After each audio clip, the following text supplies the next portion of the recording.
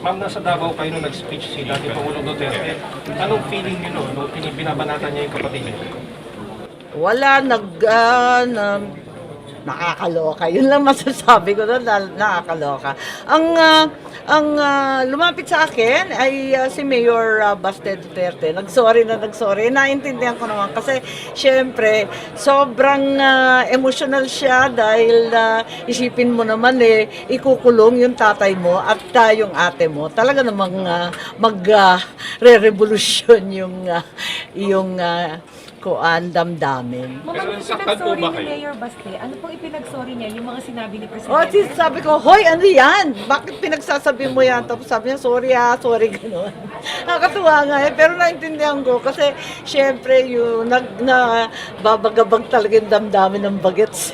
Syempre yung tatay niya at saka yung ate na. Ang ipagtawag po ni former President Duterte na drug addict po si Presidente. Naku, hindi na ako kasali doon.